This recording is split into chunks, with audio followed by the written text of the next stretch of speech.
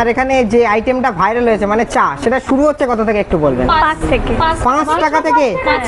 Right guys, এবার কিন্তু চলে এসেছি ভাইরাল মিষ্টির দোকান। আচ্ছা, কেমন আছেন আগে বলুন? ভালো আছি, তুমি কেমন আছো? অনেক ভালো আছি। সিরিয়াসলি আমাদেরকে সবাই মিলে এত রেকমেন্ড করেছে যে মিষ্টির চার দোকানে যাও, মিষ্টির চার দোকানে যাচ্ছ না কেন? কেন তোমরা যাচ্ছ না, এরকম একটা ব্যাপার। আমি ভাবছিলাম দাদাদের কাছে কি আমাদের ভিডিওটা কোনোদিন পৌঁছাবে না, কারণ দাদাদের বা দিদির আমি কত ভিডিও দেখেছি। Thank you.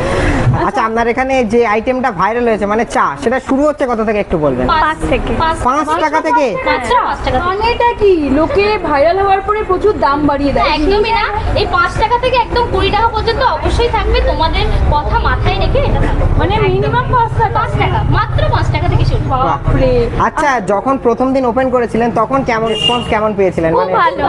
মানে প্রচুর মানুষজন এসেছিলেন হ্যাঁ, নাকি? একদমই, আচ্ছা প্রচুর আচ্ছা। মানুষ এসেছে। আর আমরা মোটামুটি ভেবেছিলাম সেল হবে, বাট এত সেল হবে আর এত তোমার মানুষের মানুষ ভিড় আসবে। উপচে পড়বে, সেটা তোমার আমাদের ধারণার বাইরে ছিল একদম। আচ্ছা, তো বোন কি এখন পড়াশোনা করো না হ্যাঁ, পড়াশোনা করো? আমি পড়াশোনা করি, পড়াশোনা আমি করে? সেকেন্ড ইয়ারে পড়ি টাকি কলেজে। তো পড়াশোনার পাশাপাশি আমি হচ্ছে একজন মেকআপ আর্টিস্টও, আর তার সঙ্গে আমি এই চায়ের বিজনেসটা করছি। কি নিয়ে পড়াশোনা করছো?